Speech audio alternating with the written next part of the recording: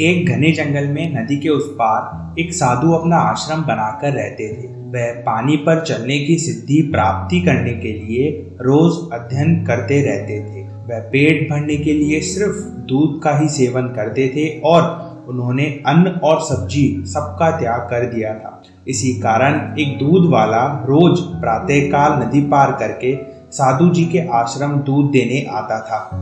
एक दिन उसे किसी काम से कहीं बाहर जाना पड़ा और साधु को दूध देने का कार्य उसने अपने बेटे को दिया। अगले दिन सुबह उठकर वह साधु को नदी पार करके दूध देने गया और दूध देकर अपने घर वापस लौट आया। दूसरे दिन बहुत जोर से वर्षा हो रही थी।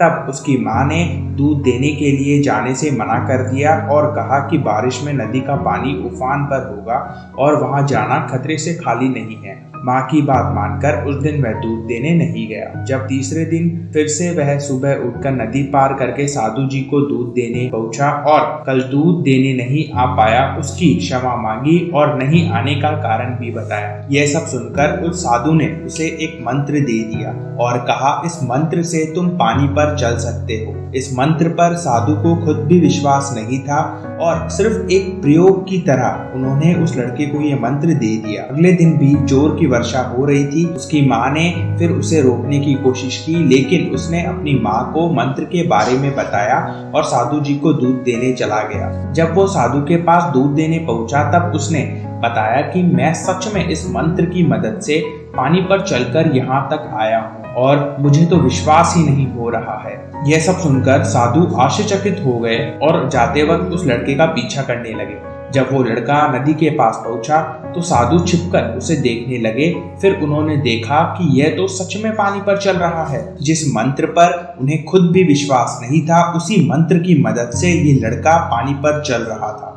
यह सब देखकर साधु डरते डरते नदी के पास आ गए और सोचने लगे कि अगर इस मंत्र ने काम नहीं किया तो मैं डूब जाऊंगा। थोड़ी दूर पानी में चलने के बाद वह सही में डूब गए। यह सब कैसे हुआ कि वो लड़का, जिसे इस मंत्र के बारे में कुछ पता भी नहीं था, फिर भी वो पानी पर चलने लगा, और एक तरफ वो साधु जिन्होंने वर्षों तक इस मंत्र पर अध्ययन किया, फिर भी वे नदी में डूब गए। ये सब हुआ सिर्फ विश्वास से। उस लड़के को विश्वास था कि ये मंत्र काम करेगा, परंतु साधु को विश्वास नहीं था, इसलिए वह डूब गए। सफलता पाने के लिए हुनर तो होना जरूरी है, पर हुनर के साथ साथ उस पर पूर्ण विश्वास भी होना बहुत आवश्यक है। इस कहानी से हम आपको बस ये बताना चाहते हैं कि आप चाहे किसी भी कार्य में मेहनत कर रहे हो, बस पूरी इच्छा से और पूरे भरोसे के साथ उसे करते रहो। तुम्हें सफलता का रास्ता अपने आप दिखने लग जाएगा। तो चलो मिलते हैं फिर एक नई वीडियो के साथ। अगर आपको ये वीडियो सही में अच्छी लगी हो तो इस वीडियो को लाइक और सब्सक्राइब जरूर कर लीजिएगा।